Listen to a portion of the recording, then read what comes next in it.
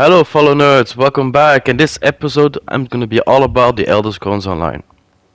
You've been playing the Elder Scrolls Online and you're looking for a very strong build where you can do every single content in this game. From Overland gameplay, from arena fighting for 4-man content with zero single problem. The new update is there. Are you saying, Zenimax, what did you do to me? 3600 XP, I need to level up. How the hell am I supposed to do that? Seriously? Ma'am, help me. Help me, ma'am. I hear you guys. I completely hear you guys. Me, Amushi there, who is flying away, leaving me alone in my own doom. I'm gonna explain to you guys how you're supposed to get there, how you can get there, and extremely easy when a very super easy build you can help you with every single content that resists themselves within the Elder Scrolls Online. Now you're wondering yourself what I'm doing here. Well, you have to ask yourself a very viable question. Would a redguard ever notice if his hammer fell in the desert? No, because he was elsewhere. Well guys, welcome to my channel. I'm your host Memnam. I know my jokes are very corny. That's why you love me. That's why you're here. You like to laugh, like to play the games like you're supposed to play. Now, this build is all about survival. Doing every single content, the content that you actually are supposed to do for 90% of the time. If you're a gamer who likes to do the trials for 24 hours, well, you're so fucking lame. Well, that's it, good luck. Then I will say to you, then you have to choose a different build. Can you do it with this build? Yes, but only thing you have to do is respect your character. The best character that you want to play and choose on are the lame Khajit and the Dunmer. Yes, those two characters are the new meta within this Elder Scrolls Online. Are you forced to play it? No, because we both know that the meta changes every single day, every single patch, and every single trimester. So don't worry about the meta. Just play the game you intend to be playing. Just have fun with it and you're playing it wherever you want. It's just a game. But you still want to push to the highest content. You want to do the veteran dungeons. You want to do the veteran Maelstrom, veteran arena, Black Rose prison, just name it. You want to do them all, you want to finish them, that is the build for you. The content you're supposed to do for 90% of the game. Not the last 10% is only for freaks among us. Well, if you want to do it with any CP allocation, I'm showcasing you as well how you can get there, get the highest DPS run within this game as well. Everything is steadfast. The only thing you have to do is change your gear, change your settings, change your weapon skill ability for certain parts, and then you're good to go for trials for endgame. And of course, change your character for the endgame content that you need to play with. It depends on which the meta is at that instance. You just only thing you have to do, if you want to, then respect your character. It's nice and easy, nice and sexy, like if you like to do it in Memnon Gaming. You like to have fun, you like to chill, I like to watch it. I will say thank you very much for listening. If you like this content, never forget, you press a like, you comment down below, and you let me know what you think about everything. It's nice feedback, it's always nice to get. And most importantly, you subscribe yourself to keep yourself posted, and more builds are coming. Even though this is officially my very first build video within the Elder Scrolls Online, this is not going to be my last, and more is going to come within this channel. So I'm going to showcase to you my famous Immortal Tank build. It's coming. It's gonna be sweet as sugar, sweet baby as sugar. You're all gonna see that and much more for different walkthrough, playthrough from different games, not only the Elder Scrolls, for more games within my channel. I will say subscribe yourself to keep yourself posted for a lot of things that's coming on my channel, so you definitely don't miss out. I'm your host Memnown, the Benelux #1 gamer and the Benelux #1 channel and video games right now. We're coming very strong, we're very ambitious. Hopefully you can help me like I'm helping you today to achieve my goals, and I'm helping you to achieve yours. Also thank you, let's do this, let's hit the show. With the first run, we're gonna do first the stats of the character. We'll see how this build is built from the ground up. And let's check how it looks from the ground up. Hello fellow nerds. So, and the stats allocation. Let me explain to you in depth how this build actually looks like and plays like. As you can see, we have a flat damage, weapon damage, unbuffed of 4,729 weapon damage, and a 41.9% weapon critical, and a physical penetration of 2,878. You need to remember one thing about physical penetration. You need to count the overall penetration of your entire group that you have. So what I'm talking about your class ability, your weapon choices, your skill choices, and your buff and debuff that you give in form of skills, and as well what you get in overall and buffs and debuffs entire group components. And totally you need to have around 18,000 um,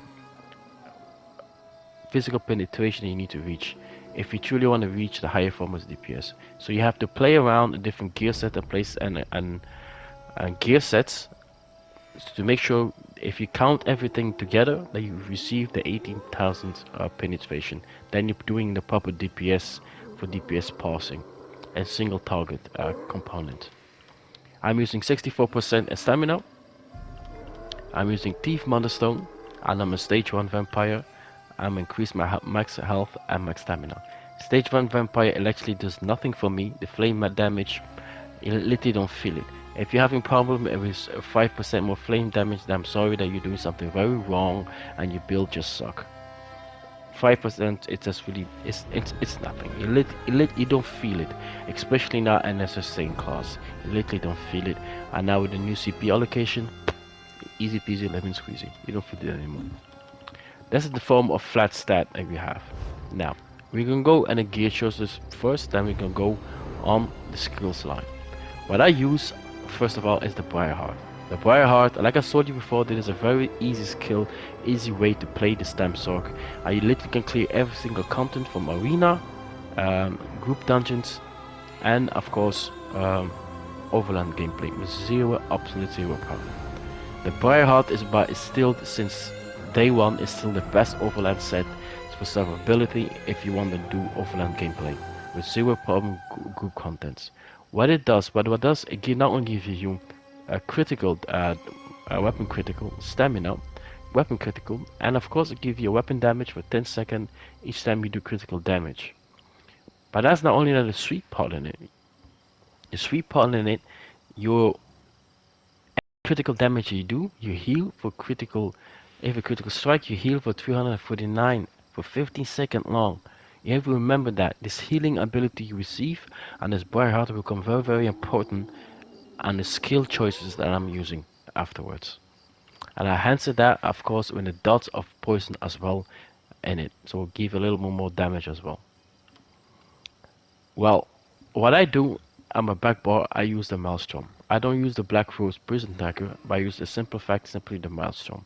I find it more easier to use a form of DPS passing, and overall it's still the best in slot in form of PvE contents and the group contents and the form of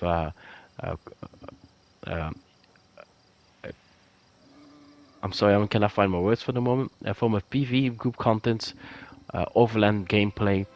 As the Maelstrom bar and Maelstrom bow is still the best in slot. If you want to go for the perfected version of the Maelstrom, then you can, with this build, you zero problem getting the Maelstrom weapons. I've been farming Maelstrom for the longest time. For me personally, it never fell on unperfected. So I simply, in fact, I'm tired of just keep doing Maelstrom. At the end of the day, it really gets boring. It really gets repetitive. So I don't do it anymore. But if you have the courage and you have the stamina and the mindset and the physical prowess to do it over and over again, this build will bring you there and zero problem. But the Maelstrom, the normal version, is really perfect how it is. But if you want an extra weapon critical and your back bar, it's always nice to have. As you can see, I'm using the Krog as well. The Krog, I use it because for me personally, of course I'm using a redguard. I don't have the necessary physical penetration like you have in a stam necro. I'm using the Krog to enhance my physical penetration to make sure I'm reaching the cap. I'm reaching for 18,000 physical penetration totally. So I'm bringing this to make sure I'm reaching that cap. Second, what I've used is the Eagle's collar. Eagle's Collar is simply one of the best Overland sets you have for stamina based builds. The Eagle's Collar, what I like to call it, I like to call it the AoE version of Reliquin. If you're not used of using Reliquin in the form of in combat, then use the Eagle's Collar. The Eagle's Collar is not gonna give you a sweet weapon damage, stamina recovery, weapon damage, and most importantly, you will summon a lesser Aegis for 11 seconds that does a bleed damage for 3681 bleed damage for every single second for 12 seconds long.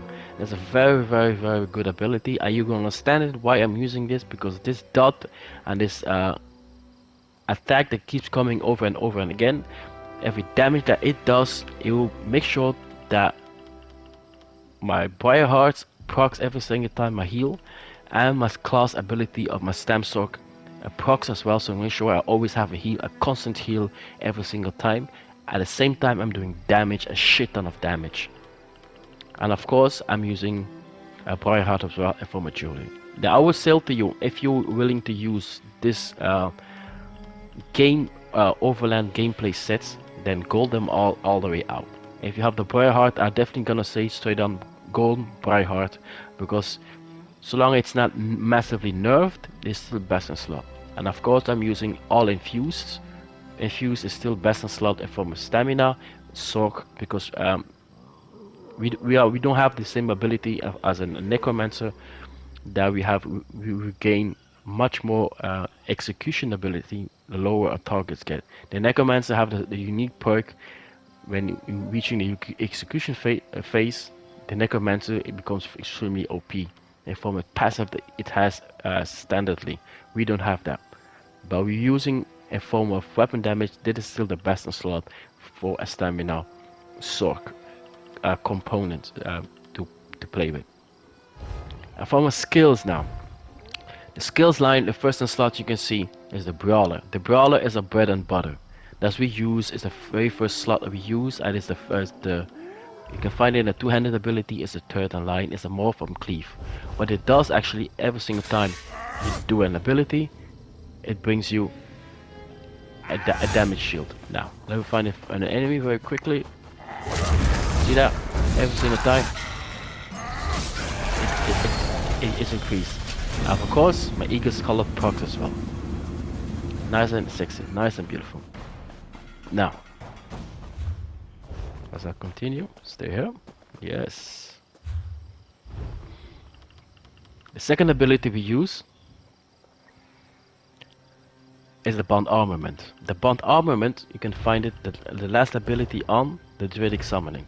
While we're using the Bond Armament, is not only a great single target ability that increases your light and heavy attack every single time. It is a certain form of a summoning weapon you receive, and as you can read, when you activate it, it deals 4200 physical damage every 0.3 slot second. The beautiful thing about this, you're not only going to get an 8% more max stamina increase, and your light damage increase for 10% damage, more damage you're going to do for your, only for your light attack. Is very important for single target, except especially if you're doing a DPS trial on a target dummy. That is a very important skill line to have slotted to get the max DPS out on a single target play fight. But it's not only for the 8% and the more light damage that we're doing. Actually, more damage we get, the better it is for us. The higher the DPS for us, the faster the boss goes down, and the faster we can continue to the next section of the game. What we slotted as well is to get this passive. Increase your health and stamina recovery for 20% when you have a Druidic Summoning ability slotted. So we have it on the back bar and on the front bar. Back bar and front bar, pardon. So we have it in both bars, so we always have the 20% Druidic Summoning, stamina and health recovery always active at all fucking time. I'm gonna recommend you already, if you are at this level of form of gameplay already, I will recommend you right now to already have this slotted, all of these passive slotted, because eventually you're gonna play around with all your builds and your playstyle. You're gonna change every single time. Unless you really like this playstyle, then you can leave it like this. But I recommend you to take every single passive out there just to make sure for yourself You're gonna have enough skill points anyway. Just take them all, because you never know, you're gonna change your playstyles over again. The third ability that we're using on our front bar is the nice and sexy Slimmering Frenzy. I will not be memnum if I don't bring out my inner demon out. I call it the Demon's Eye. Look at him. He's standing there, very sexy out there. Oh, I love this ability, how it looks, how it plays, and how it feels. With the stamsorc, I can literally proc this at 100% with zero problem. Now, because I'm using briarheart and eager scholar, and I'm using critical surge on my back bar. The critical surge, I'm gonna come there in depth afterwards. I'm going in the back bar. I'm just gonna let you know. When you activate, it only increases your weapon damage for 20% for 33 seconds, but it gives you a heal as well for 3300 health for every second once it's activated.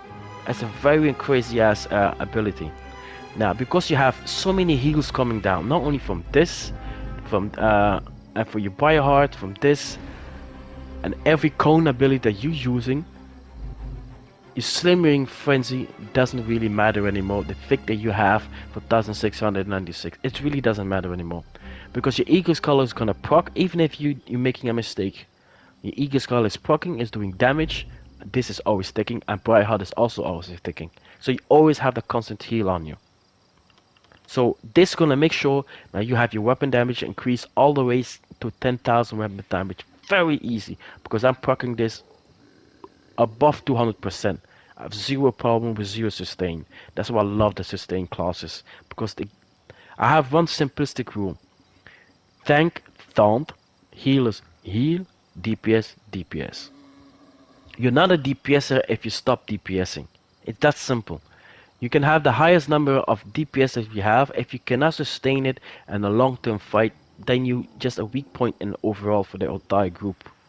So it's nice if you're having a high number of DPS and a concentrated, well-built group where you have constant synergy, then it really matters. But in the long-term fight, when you don't have the necessary synergies, you don't have the necessary buff and debuffs, sustain becomes very important, because the fight's automatically gonna take very long. So you need to make sure that you sustain yourself so you can fight your way through all those fights much easier. That's it. That's the simple concept you have. And the trial, of course, the meta is always going to be the one that deals the most damage, because it's mostly more organized. It's well fitted. The guild trials, the good guilds, is well fitted. It's well organized. You can always have your synergy and your buff and your debuff at all time. So it's really not a problem going to trials with meta builds then. But in dungeons and overall gameplay, sustain becomes very important, extremely important, a form of overland gameplay, because you don't have that form of synergies and a form of buff and debuff naturally. So you need to make sure that you are able to fight on the long term. You have to see your fights on the long term. Now, for the next ability that we use, hopefully that was clear for you guys, my mindset on that aspect from DPSing. A fourth ability you use is Bob Trap. Bob Trap, you can find it itself on the Fighters Guild. It's the last ability you activate, but it's a sweet ability where it does, when you trick it yourself, give you 5,033 physical damage and additional 90,053 physical damage over 18 seconds. But the nicest thing about this, it gives you minor force, increase your critical damage for 10%, and of course immobilize your target. What it does, what it looks like, you place this on the ground. The moment every single person comes inside here, your 10% critical damage is activated. You do this before every single fight and before every single rotation. You make sure you put this first, this, and this. And then you go for this, a light attack. And every single thing is light attack. Okay? Now, on a back bar, and of course, I almost forgot. On the front bar, the last ability that we use on our front bar, my apologies, we use is the two-handed ability Execution. Execution is probably one of the most best two-handed ability out there. It's absolutely crazy what it does.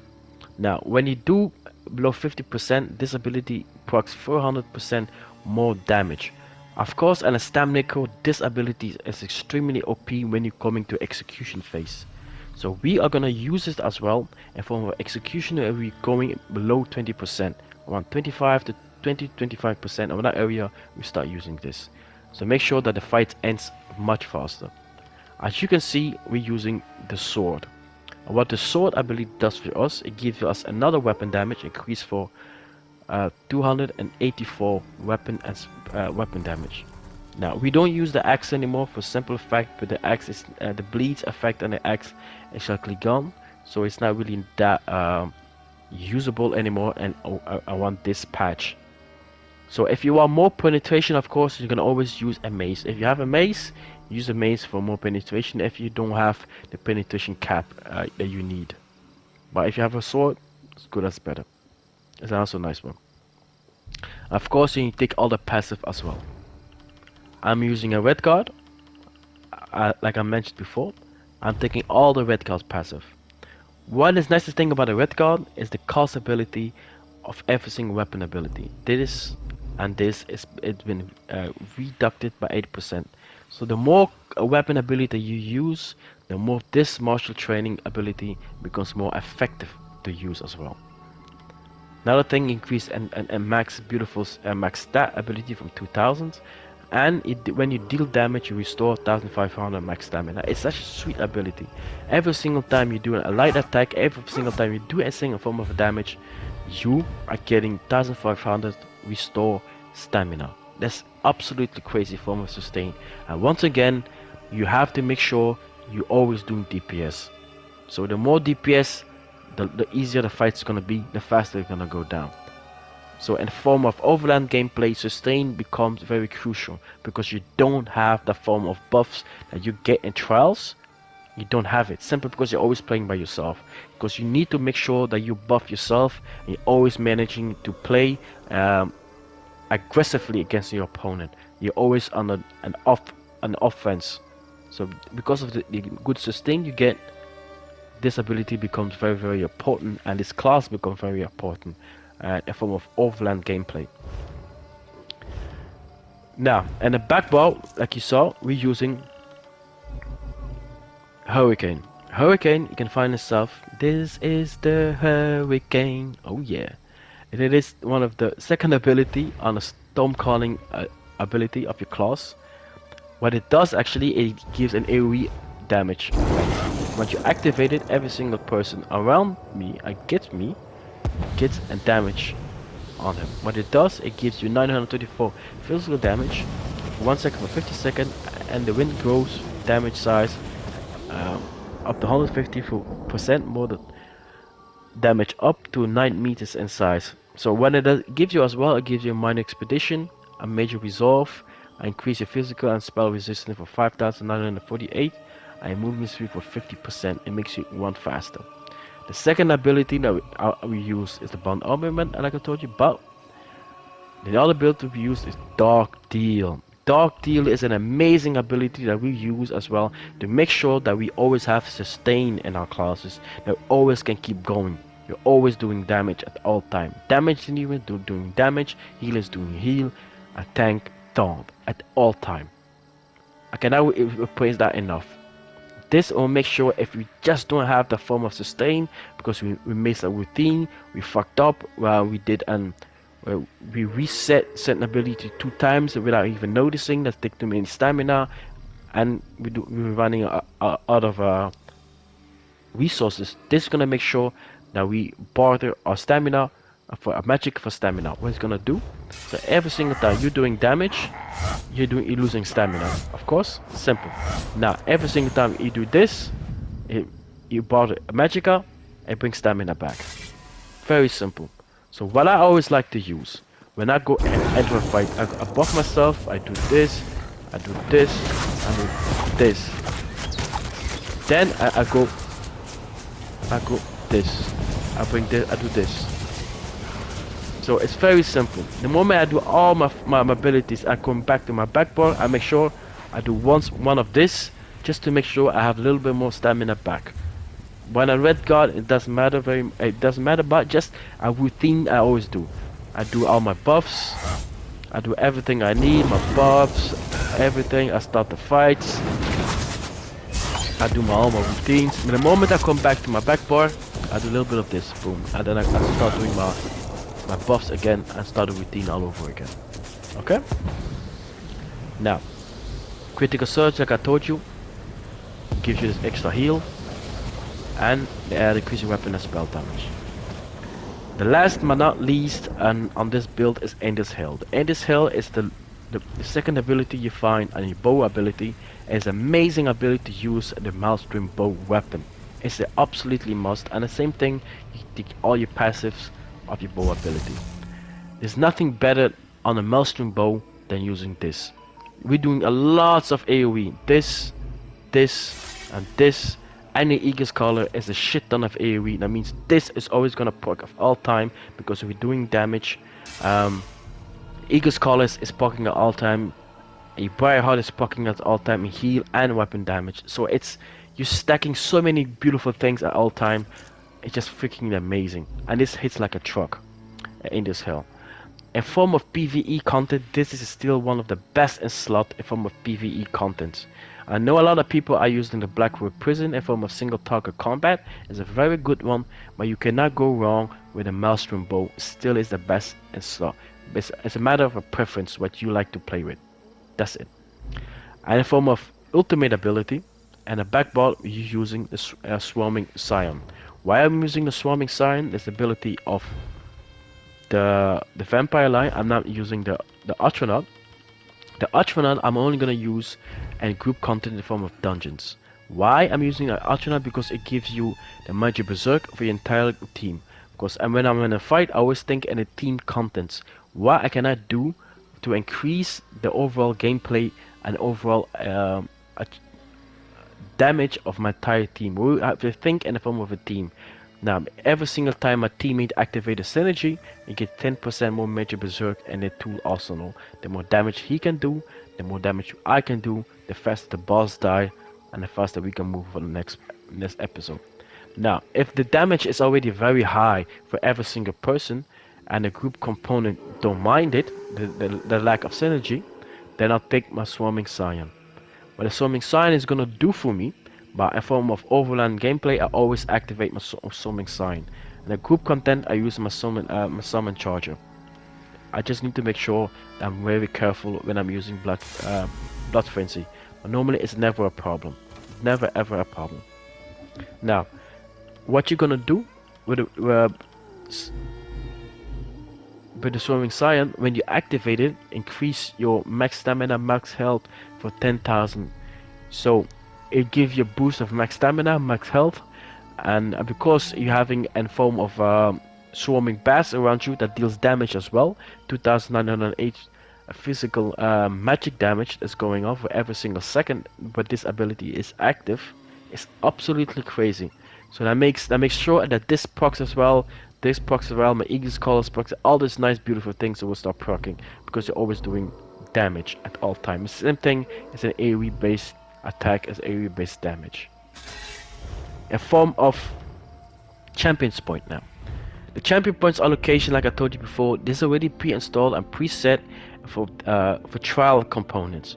So I make sure I have a lot of critical change for every single proc I use. I use in my active toolkit, I use critical damage per 3% for flanking, critical damage and critical heat done by 2%, increase your damage done for single target, and of course Tomager for damage over time effects.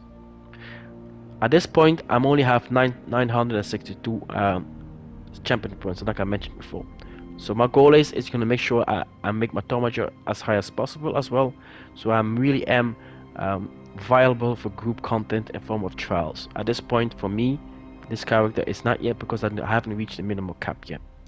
But these are the champion points that you need if you already have the champions points necessary to achieve your goal. You already have the minimum cap. That is the champion points you need to allocate to make sure you do the veteran trials and do your trial passing on a single target dummy of 20 million. These are the skill points that you need. Now, If you willing to look for Villiquin, like I mentioned before, Villiquin is a good for single target component. If you have the perfected, use the perfected version, and the critical damage is always nice to get. If you're willing to do the DPS parts, you change your Aegis color to Villiquin. It's still it is the best in slot for single target DPS. Period. Point period. And for your briarheart, what you have to change, you change it, or you go Advanced Yokeda, or you go Kinra's Wrath. There's a newest one you have with the new dungeon, pardon, the Black Rose Villa. It's a very amazing set that you have. It gives you a beautiful stack. You generate an aura of wrath against you, major berserk, increase your damage down by 10% while you are an aura of wrath. Allies within 12 meters, you gain a minor berserk, increase their damage down by 5%. This is an amazing set for trial and group contents. It's for dungeons, or it's especially for trials. This is an amazing. So you trade your briarheart because you're only gonna have a lot of heals, a lot of buff around you. You're gonna have a shit ton of them. So you use, especially on a stamsorc, you use this ability to buff your classes and your group content as high as possible. Because we don't have a natural form of buffs and debuffs within this class, we're doing our best to provide for our class as well the best that we can with the different sets. So these are the sets.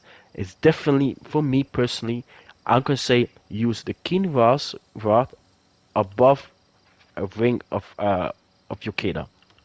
This is still a very good set, but this is just a much better set for me personally. But this set does very well because it increases your weapon critical very high. With this set, you can increase your single target weapon critical extremely high. If you focus not only on dealing damage for yourself as high as possible, then go for Ring of Yokeda. If you're thinking more for an overall group content for every single person, and at the same time dealing a lot of damage for yourself and giving extra buff for your group, I'll go for this set. Don't be selfish, think for the overall content, because in the trial you're not playing by yourself anymore like an Overland gameplay, but you're thinking on a group. That's why you went on the trial, because you want to test yourself and endgame content on a higher tier. So you think in a group content, then you use this type of abilities. And that marks it the end of this stage of explaining how this build actually looks and plays. But before we end, I'm gonna showcase to you another DPS passing on the Overland gameplay, so you have an overall viewpoints how this build actually works and plays in Overland. Like I say, that is a build standardly a form of gear sets, a form of gear choices made for Overland gameplay. But like I showed you, by switching your gear from Reliquin to Kinvard or Advanced Yokeda, depends on which one you prefer best and your playstyle, you can perfectly go for trial content, because it's already allocated in form of CPs perfectly for trials as well. So but this choice is gonna be for yours, which gonna be preferably for you, for which kind of content you want to use.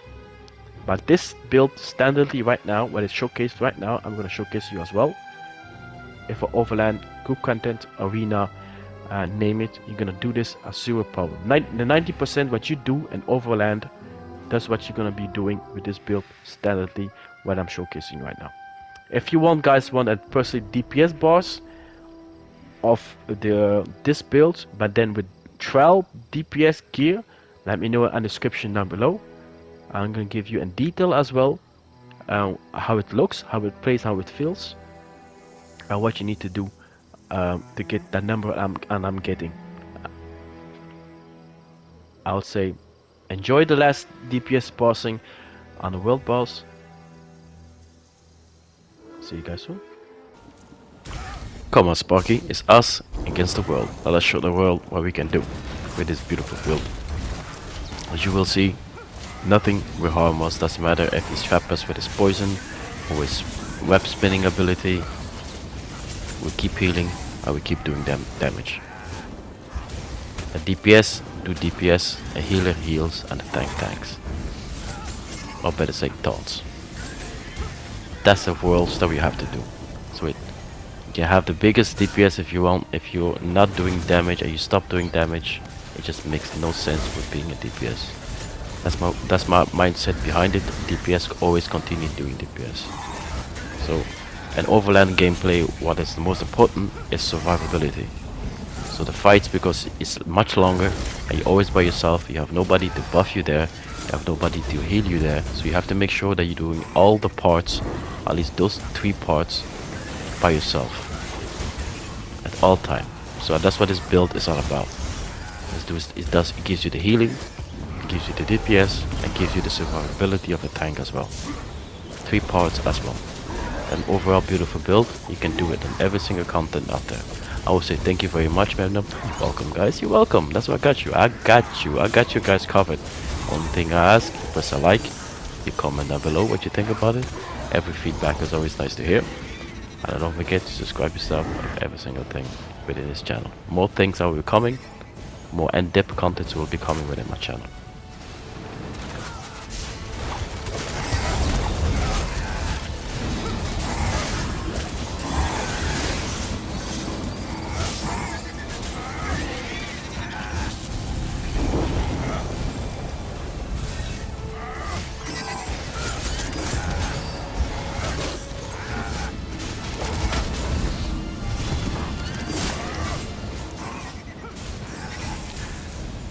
Well, we're coming to our end as well. Hopefully you enjoyed this video.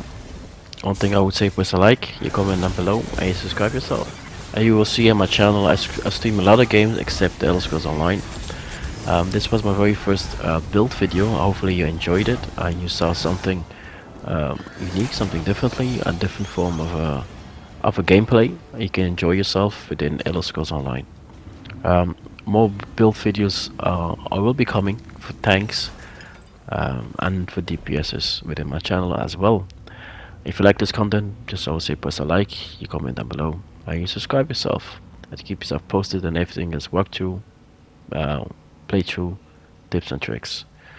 I'm your host Memnon, your friendly neighborhood Memnon itself. Also, thank you very much for listening to me for this entire content. I try to keep it as short as possible, as short as the Redguard's war book.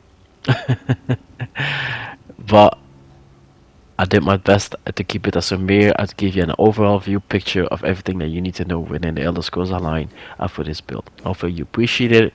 Hopefully I can see every single one of you on the next playthrough, next walkthrough, or a next tip, trick, or build video will be coming on my channel. Also stay safe out there. I'll see you very soon. Bye. Mem out.